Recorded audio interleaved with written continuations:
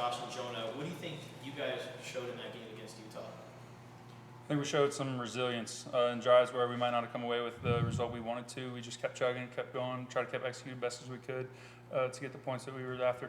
Yeah.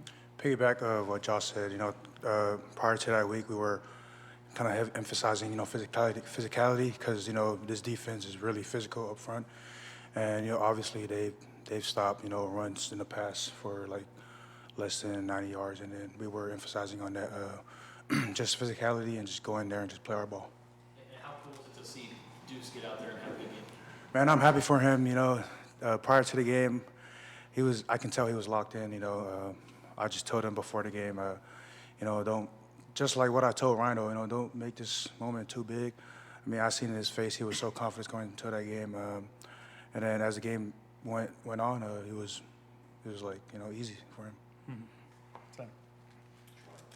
In terms of the bye week, how important was that for the cohesion and communication on the offensive line, not only to get healthy, but kind of be as a unit and have that extra week after having guys miss out the first couple weeks of the season? It's big. It's always big to have a little bit of extra time because, as we know, time is our enemy in college football. Each week a new opponent. So having that extra week right there, it really helped us in terms of just navigating the communication that would need to take place against that opponent. Yeah. Ryan? Tyler, how does it feel to know that you have coaches that turn to you for a 56-yard kick when the safe play is to punt or even just to go for it in that situation? It's a bunch of fun. Just having, like you said, having coaches that trust you, that's a special thing. And also having teammates that trust you, like, I have their back and they've got my back. So like going out there, obviously not the result we wanted, but definitely like it's freeing and you're able to go out and operate knowing like, hey, I spent all this time with these guys working and perfecting my craft, and just seeing that pay off and the trust and relationships with coaches and players, it's a fun thing.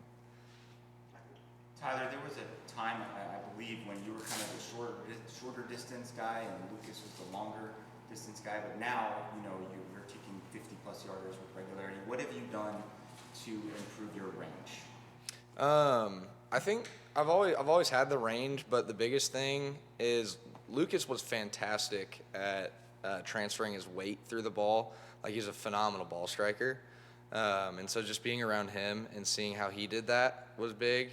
And another thing was just the weight room and, our field workouts, like all the sprinting and the running and all that stuff, like just developing like a golfer, your club head speed. Same thing, like you want to develop leg speed. And so just being as efficient as possible with my form while stacking that leg speed in there has been kind of the difference for me. Brian? For the offensive lineman, did you notice any difference in how the plays were called or the plays that you guys did with someone different making that call? No, sir. We don't really pay attention to who's calling the plays. We get a play and we execute it to the best of our ability. So it just felt like it was seamless then? No. It was just like Baker said, that's not in our control. Whoever calls the plays, Yeah. our job is to go out there and execute 100%.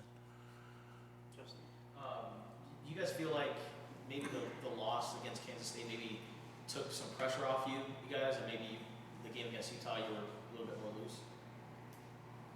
For sure, we kind of had that chip on our shoulder. After that loss, we were heading into a bye week. We kind of carried that into a bye week, and it kind of fueled that us up. And then leading to a game week, we were ready to go. We were ready to prepare for Utah. One for the offensive lineman and one for Tyler. What was the process like for Rhino to improve his game?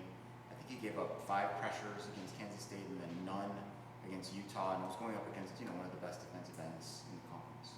Just keeping to what Coach always tell him every day in practice, and obviously getting healthy and everything, and just taking to heart all the little things and the little details that really do make a difference, and they do make a difference in letting up something and not letting up something. It does make a difference, in which he's done a really good job of recently.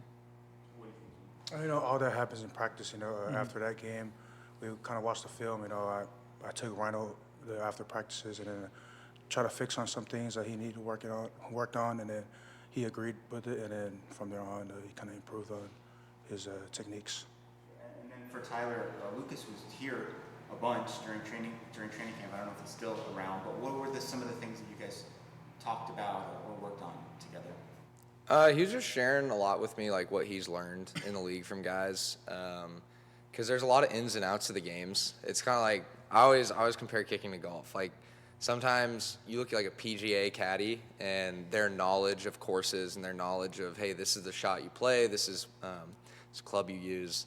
And so he was just kind of talking with me about how that works in different stadiums, talking to me about, hey, when you're going out pregame, this is how I would go out and pick spots because this is how I know my ball plays.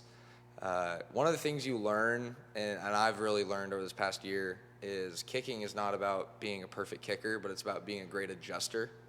Because you could go out pregame and how you're hitting, like you just kind of have to accept, hey, today I have a little bit more of a draw on my ball maybe.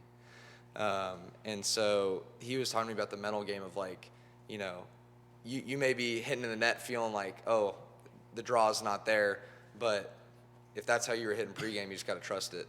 And so picking different target lines to play that type of ball, stuff like that, just the expertise and ins and outs of the games. That's what we were talking about a lot. Do you play golf? I do. I'm not good. I'm like, I've heard those, man. I've heard those. I'm not good. No, Cash is good. Cash Peterman, great golfer.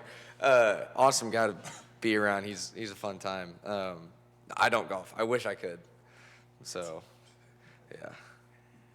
Ryan, a couple things, Tyler. First, how confident or far back are you confident from, do you think, for taking a kick in a game? I always tell Coach, I'm like, Coach, if you put me at 65, the ball will go. Like, it'll get there for sure. Yeah, I'd say 65 is like. And if you had do you think you have the ability to convince Coach Brennan and others to give you that shot, or are you just going to go with what they say? I'm going to go with what they say. I think we kind of mess around a little bit in practice with that, and I think we're there. I think, they joke around with me like, hey, we get to 50, we can kick a field goal, which is like, that's a fun thing to have a conversation about and joke about. But I think if we ever got in a situation like, you want to go kick this? Be like, heck yeah, let's do it. And then the Kansas State game, you were out there as the punter. Do you prefer the kicking side to the punting side, or? Talk a lot about on the team, just embracing your role. And if they ask me to punt, I'm going to go punt. If they ask me to kick, I'm going to go kick. Both are just super fun. Like, being a specialist is awesome because you get to spend thousands of hours doing one thing and building on that one thing. And then when it's time to go perform, it's a blast. Question for the offensive lineman. What have you seen out of Texas Tech on film? Good team. They're well coached. They got long lever dudes up front, and it's going to be a good game. It's going to be an exciting game.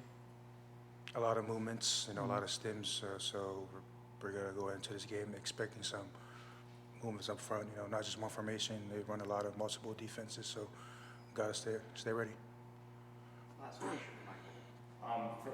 For the lineman, and I got one for Tyler too. What can those experiences going to Kansas State and Utah, two of the toughest places to play in the Big 12, do for the team, do you think? It puts a chip on our shoulder and kind of reignites a flame on our butts, for example, and gets us going and gets us really refocused on what the mission is and how we attack every single day and every single practice. And football, is a game of adversity. So when that happens, we got to overcome it as a team. And then, we always got to have a chip on the shoulder, like Baker said. And then we always have that 1-0 mentality. After this game is 0-0. We play another team, got to flush what happened in the past, and we're always moving on. And for Tyler, I think you're one of 2 full-time kickers who's got 100% touchback rate still. Do you think that's something that's sustainable for the whole season, or will there maybe be a time where there's wind or weather or not as much elevation? Yeah.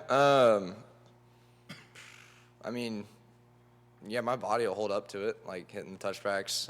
Obviously, we can't, the weather's one of the only things you can't control. So if we get into a game and it's just like a monsoon straight in the face, we have plans for that to adjust and play that well. But my body will hold up to it.